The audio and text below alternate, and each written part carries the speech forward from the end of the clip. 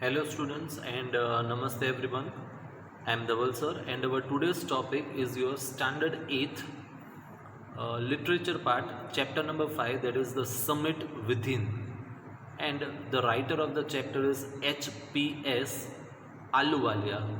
Okay, so basically HPS Ahluwalia was a major, right? That means he was in the army and he was a member of the first successful Indian expedition to Mount Everest in 1965, right? So as it is written over here, he was the first he was the member, right, from the first expedition. First Indian expedition means they were the group of people who went to Mount Everest to climb it. Okay, so in this chapter he has talked about his experience of climbing the world's highest summit, right? As we know that Mount Everest is the highest summit or the highest mountain in the whole world, right? So he is sharing his experience of climbing the highest summit, and he tells his reader that how the physical conquest, that means can change, uh, means can bring a change on a person's life individually and mentally also, physically as well as mentally, right?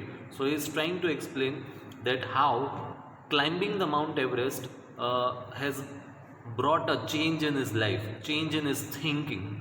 Okay, so after talking about climbing the physical summit means which he had done on climbing the Everest, he is also talking about the task of climbing the summit within. Summit means the highest point, right?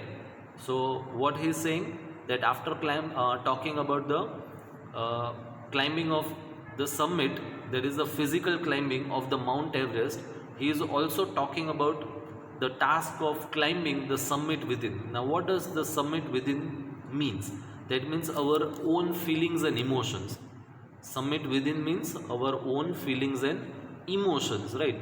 Many a times if we want to do any kind of work, right, for example if we are in 10th standard, many a times we feel like that till date I am not studied seriously, I am not learned properly, or I have not done any kind of work which I should have done. Then we decide that now onwards I'll study sincerely and regularly for at least 4 to 5 hours and do the work sincerely, everything, right? But we'll start also working like that, but after few days again will be same what we were, right? But if a person who is able to conquer his own feelings or emotions, that means who is able to control his own feelings or emotions, can do anything in life, right? So that is what is basically talked about in this chapter, that to control, right, to control the feelings or emotions, as as Major Ahluwalia has said, that it is very necessary to climb the summit within. So the summit within means, as I said, it is our own feelings and emotions, and we need to control those feelings and emotions. And if we are able to control those feelings and emotions, then only we'll able to be successful and do whatever we want to do in our life. Okay, moving further. So this chapter, that is the summit within, begins with the author expressing himself as to how he felt as he stood at the summit of Everest, right? So in the beginning of the chapter he is expressing that how he felt when he was at the top of the Mount Everest. Okay, so he is saying that despite the physical exhaustion. What is physical exhaustion? That means we all know that if we are made to walk for some kilometers, or if we try to climb a small mountain, right, or a hill also, even hilltop, then also we get tired.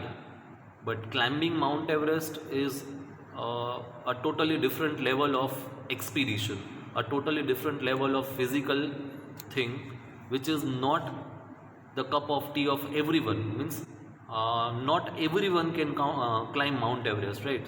So he is saying that despite the physical exhaustion, that means when he climbed Mount Everest, he was physically uh, tired, totally tired, right?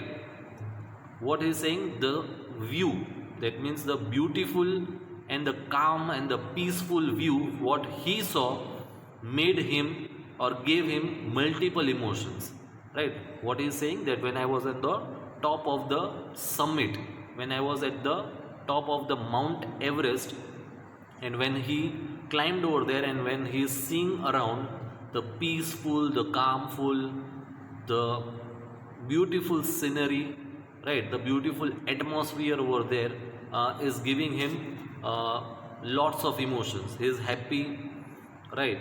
uh, he is feeling sad also. Why he is feeling sad? Because he feels like this was the greatest task in his life which he has already achieved. Now there is nothing more to do beyond this, so he is also feeling sad. So this way he is having lots of different multiple emotions coming in his mind, right? He believes that a man who has been to the mountains is never the same before. That means if a person who is a climber, who is climbing mountains, right, then he becomes a totally different person. How? Then we can understand that to climb a mountain is not an easy task, and if a person who is able to climb the mountains like Everest, right, how strong their willpower might be, how strong their emotions might be, right? Because many a times if we'll place or if we'll imagine ourselves in place of them, then we can imagine that if we'll get tired or if we are having any kind of problem, then we'll easily quit, or we'll say no, we don't want to climb further, we'll go back, right? So such thing or such kind of emotions come to us. But if a person has climbed the mountain, right, then that person will become a totally different person, because he'll gain a lot of confidence, and if he is able to climb the mountain, that means he has conquered himself within, right? He has conquered himself, his feelings, his emotions, and then only he can reach at the top. So I have already given the example, right, that if I am climbing the mountain and if it is too difficult, I'll say no, I don't want to climb, I want to go back, right? So such thing happens to us. Okay. He further talked about climbing the summit of the mind once he had climbed the summit of Everest. So this is also what I have already explained, that as he said that it is very easy to climb Mount Everest at a point of time, right? After climbing Mount Everest, what he is saying, it is easy to climb Mount Everest, but it is very difficult to climb the summit within. That means to control our own emotions and feelings. Usually the people, they are not able to control their own feelings and emotions. They don't know themselves what to do and what not to do, right? So he is talking about all this thing in this chapter. Okay. As soon as he got rid of the physical exhaustion, his mind started wondering as to why people climb mountains, right? So when he was at the top of the mountain, he was physically exhausted, tired, right? He had achieved his target and whatever he wanted to. Then immediately different thoughts start coming in his mind, that why do people climb mountains? What is the reason, right? So he is saying that most people would simply say that because it is there. That means there are mountains and therefore people climb them, right? This is the general answer which all the other people might answer. But the author had a personal answer to the answer, personal answer to the question, right? Why do the people climb the mountain? So what Ahluwalia says is that he had always been fascinated, or we can say attracted by the mountains, and would get miserable on being away from them. What Ahluwalia is saying, that he has always been fascinated by the mountains, and if he is away from those mountains, right, then he will feel miserable. That means he will not like the feeling of being away from the mountains. It is his life and he wants to live with that life. Okay. Then he mentions the how the obstacles in climbing a mountains are physical, right? So as I said, that if we are told to walk for just few kilometers, if you are told to climb up a small hilltop or a mountain, small mountain, then also we get exhausted, we get tired, and we say we feel like no, we don't want to continue further and we'll go back from the place we are, right? So we can imagine that how difficult, how physical it is, and what all challenges one might be facing, right, while climbing the mountains. A climb to a summit means, right, now further he is saying that if you are able to climb a mountain, right, so a climb to a summit, that means to or at the top of the mountain, means what? That means endurance. So endurance means what, right? So it shows the person's ability to face the difficult situation, right, without giving away. The spirit of not giving up. The person who is climbing or who has climbed the mountain has the spirit of fighting. He will never give up in his life, right? He constantly keeps on trying and trying, though he is physically exhausted, tired, or anything. But he, at one point of time, might have conquered his emotions, and then only he might have reached to the top of the summit. So that is endurance. The next is persistence. Again, persistence also means the same. That means to continue doing the work or the course of action in spite of lots of difficulty. So further, he questions or he talks about another question, that is why Everest, right? Simply because it is the highest and the mightiest. Mightiest means the biggest, right? No wonder how difficult the passage is, right? What he is saying, that no wonder how difficult it is to climb the mountain or to go upwards to the top of the Mount Everest. He is saying that when you have reached at the peak or at the top or at the summit, the sense of fulfillment is there, right? Enjoyment, excitement, then satisfaction, right? So all these are different feelings you experience when you are at the top of the Mount Everest, right? And what he is saying, that these feelings are incomparable. You cannot compare the happiness, you cannot compare the joy, right? He is saying that the experience of climbing the Mount Everest is otherworldly. That means it is out of the world. Okay. He further says that there is no perfect answer to the question as to why he climbed Everest, right? But he compared it to why people breathe.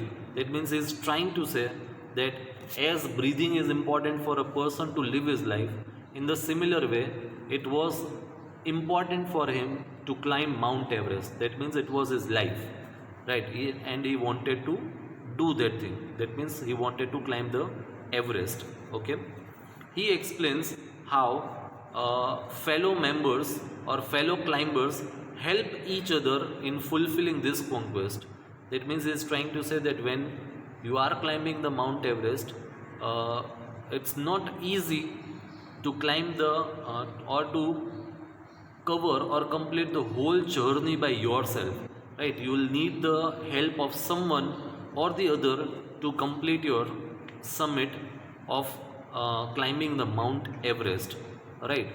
So he also says that famous climbers, right, have left records of help without which they would have given up. So he is saying that there are many famous mountain climbers who have reached to the top or at the summit of Mount Everest, but if they were alone, they might have given up, they might have quitted, or they might have quit the climbing due to the physical exhaustion, but just because of the support of other people, other climbers, they were able to reach the Mount Everest, right?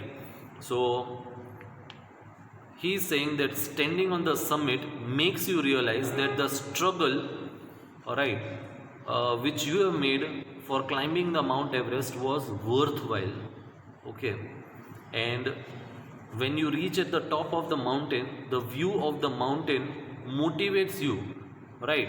It motivates you to rise above your current situation. That means it motivates us that whatever the problems in our life are nothing, right, and we should come out of it. Okay, then uh, it tells us, right, it provides us with the means of communion. Now what is communion? That means here he is trying to say that when you are at the top of the world, right, he is saying that the Mount Everest is the highest peak. That means when you are at the top of the Mount Everest, you are at the top of the world, and that feeling is extremely different. And he says that when you are at that place, you feel like you are directly in contact with the God, right? And you are connecting yourself, or you will be able to connect yourself with the God, and you are directly sharing your beliefs, your thoughts with the God. So that is the feeling which comes to you when you reach at the top of the summit. Okay, so he explains that how people, when they reach at the highest peak, right, they bow down and make their submission to the God for their worship, for the God's blessings, due to which they are able to reach that point, right? And the group of people who reach at the top of the Mount Everest, that is at the summit, right, what do? That means they leave pictures and remains of the gods. That means the pictures and the idols of the gods which they have carried with themselves, right, as they believe in them, right? They believe that because of the God, because of their blessings, they have reached over there. And he then continues talking about the other summit. What is the other summit? That is the summit within, right? The summit within, which is harder to climb. So as in the beginning only I said that Major Ahluwalia says that climbing the Everest is easier, but to climb the summit, which is in, that is our feelings and emotions, is even harder. Okay, so but any climb, what he is saying, that any climb, maybe it is the physical climb, that is the climb of Mount Everest, or spiritual means the summit, or the climb means to control the feelings or emotions of ourselves, right, holds the capacity, right, it has the capacity to change you completely, right? And he expresses that having successfully climbed the Everest has given him the strength to face the life's problem, and that climbing a summit, internal or that at a mountain, is a worthwhile experience, right? So he is saying that to climb the Mount Everest and also to climb within, that is to control our own feelings and emotion, is a worthwhile experience. That means it can change our whole life.